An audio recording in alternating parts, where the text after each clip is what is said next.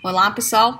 Então, aqui nessa nossa primeira aula de macroambiente econômico, vamos começar tentando entender o que é a macroeconomia, né? A macroeconomia, ela é o estudo, vamos falar assim, de uma forma resumida, ela é um estudo que busca explicar como que se comporta o comportamento da economia a partir de algumas variáveis agregadas. E quais são essas variáveis? Nós temos inúmeras variáveis que vão impactar, né? Mas nós temos a renda, produto, quer dizer, toda a produção de um país, a poupança, consumo, importação e exportação, nível geral de preços, o nível geral de salários. E aí nós vamos percebendo que todas essas variáveis, elas estão diretamente ligadas ao cotidiano de cada um de nós, né? As variáveis, elas são estudadas na macroeconomia, tanto isoladamente, seu comportamento sozinho, né, como também a relação que se dá entre elas, porque nós sabemos, por exemplo, que um aumento nas exportações de um determinado país vai impactar, por exemplo, na renda daquele país, né? Vai gerar mais empregos. Então, assim, por isso que se faz esse estudo, tanto do comportamento isolado, quanto das variáveis em conjuntos, porque é esse conjunto que vai construir, vamos dizer assim, a economia de um determinado país, né? Nós temos aí, para construir a disciplina, nós fomos buscar algumas referências. Aí tem um professor, William Branson, da Universidade de Princeton, que ele é um economista muito respeitado na comunidade, e ele fala que a macroeconomia, ela vai colocar em evidência o nível de utilização dos recursos. Então, assim, quanto desses recursos que se é usado? Por exemplo, o nível de emprego, ele dá muito destaque para a questão do emprego. E por que, pessoal, que estudar o emprego é tão importante para a macroeconomia? Porque nós sabemos que o emprego, além de gerar renda, né, que vai circular dentro da economia, ele é um forte indicador. Quando você tem um alto nível de emprego, significa que a economia vai bem. A partir do momento que a economia começa a dar sinais de queda, começa a capengar, vamos dizer assim, o desemprego aumenta. Então, o emprego é um indicador muito forte e que é muito estudado na economia, na macroeconomia, né? E aí a macroeconomia, ela passa por níveis de análise, que quando você vai estudar mais profundamente a macroeconomia, você tem alguns níveis de análise que são bem importantes, e aí nós temos eles aí no nosso material, né, que é a explicação. O primeiro deles é a explicação. A explicação, ela vai, com dados estatísticos e macroeconômicos, ela busca explicar mesmo. Explicação explicando, ela vai buscar explicar e justificar os fenômenos ocorridos no passado. E aí a sua relação com o que está acontecendo no presente, né? A gente entende o passado para os comportamentos econômicos, por isso que se estuda muito crises, enfim, para poder entender o que está acontecendo, o comportamento econômico atual. A previsão é também com base nessas análises, se busca traçar perfis, prospectar as ações futuras. Nós sempre vemos ali, por exemplo, nos jornais Globo News, enfim, muitos economistas falando as suas perspectivas, né? O que pode acontecer, analisando os cenários futuros. É a previsão da macroeconomia colocada em prática. E, por último, o último nível de análise da macroeconomia é a ação política, que nada mais é do que, a partir dos elementos da macroeconomia, a elaboração de políticas econômicas, políticas fiscais, que vão dar um encaminhamento para o país, vamos dizer assim, né? Então, esses tipos de análise, eles vão ser justificados pela existência de 5 problemas fundamentais na economia. A economia, ela tem 5 problemas que permeiam, assim, que tiram o sono de quem atua nesse setor, que são a flutuação dos recursos, né, o emprego, o desemprego, porque não é uma constante. Então, quando a questão da flutuação do emprego e desemprego, ela é muito importante, ela é muito explicada, ela está nas pautas de previsões futuras e elas são objetos de ações políticas, ações para o melhor emprego, para aumentar o nível de emprego de um país, por exemplo. Ações ligadas ao nível geral de preços, que aí é a inflação e a deflação, porque aí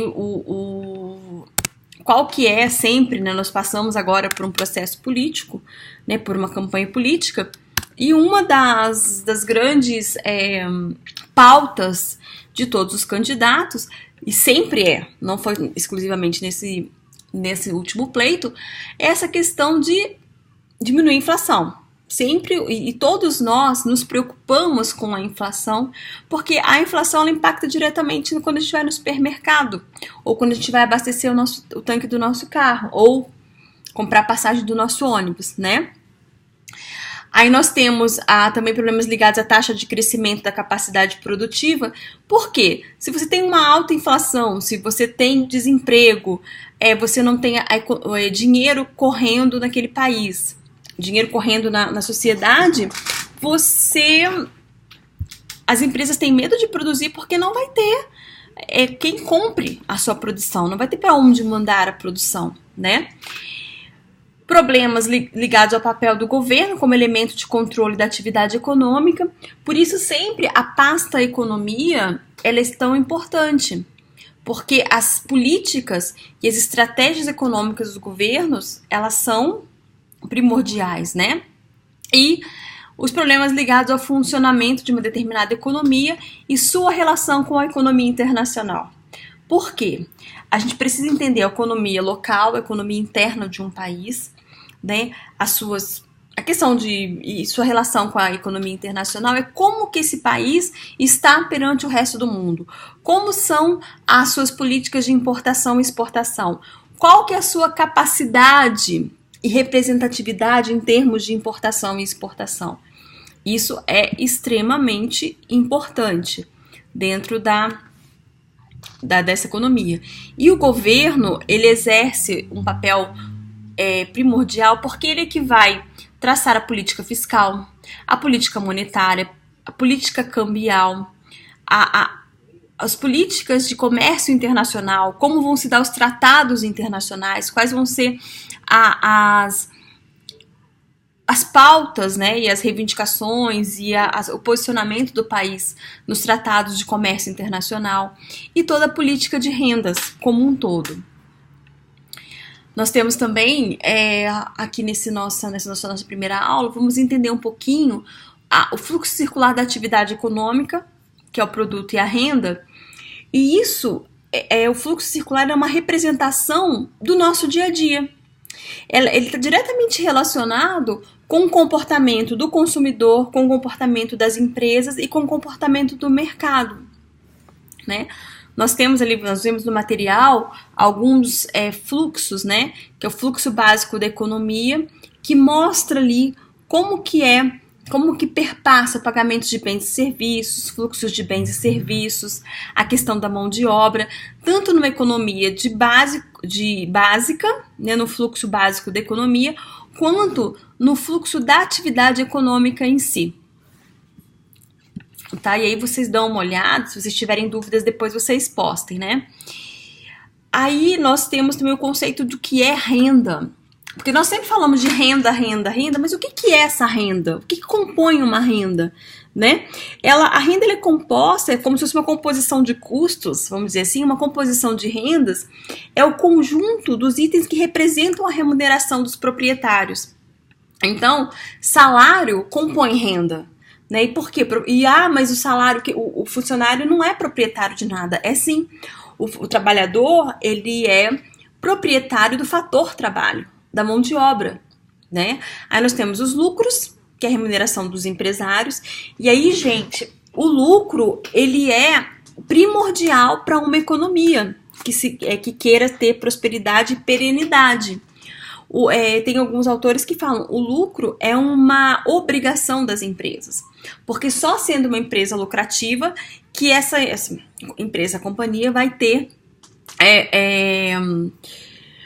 vai conseguir se sustentar, vai conseguir manter seu negócio e vai conseguir continuar gerando emprego, gerando renda, né? Aí nós temos os juros, que é a remuneração do capital, e aí o capital também, ele sendo bem utilizado, ele é uma forma de gerar riqueza, porque ele é importante para ser empregado em novos investimentos e coisas assim. E nós temos os aluguéis. Então o que a gente pode perceber até aqui, gente, é que a economia, ela tá muito, de novo, eu já falei isso nas aulas de economia e de economia internacional, e agora eu repito em macroeconomia, se faz muito presente na vida de todos nós, né? Nós temos também a questão da contabilidade nacional, que ela é de extrema importância porque ela mede o desempenho da economia e vai evidenciar sempre a relação entre as variáveis produto, renda e despesa. Produto, renda e despesa são as variáveis que fazem a economia de um país caminhar, né, circular. Então, a contabilidade nacional, ela mensura, ela evidencia e ela ajuda os governos a partir dos seus números e dos seus dados, a tomarem decisões e a elaborarem políticas econômicas mais efetivas e mais assertivas, tá? E aí nós temos lá a composição da política nacional, que é a conta de produção, a conta de capital, conta corrente de governo, de apropriação e conta com o resto do mundo. Eu acho que é importante vocês darem uma pesquisadinha depois, para entenderem um pouco mais esses conceitos, e aí, tendo dúvidas, falem conosco, né? E como que se dá essas transações, como que as contas, como são elaboradas as contas nacionais, né? O que se deve medir na elaboração das contas nacionais. É bem importante você, gestor, dependendo da área na qual você for trabalhar, entender esse processo é bastante importante, tá? Gente, o objetivo desse vídeo era dar uma explicação rápida, uma introdução. Se vocês leiam o material, né, da aula como um todo, vejam o PowerPoint e, tendo dúvidas, a gente vai conversando. Bom, espero que vocês gostem, estudem bastante e até breve.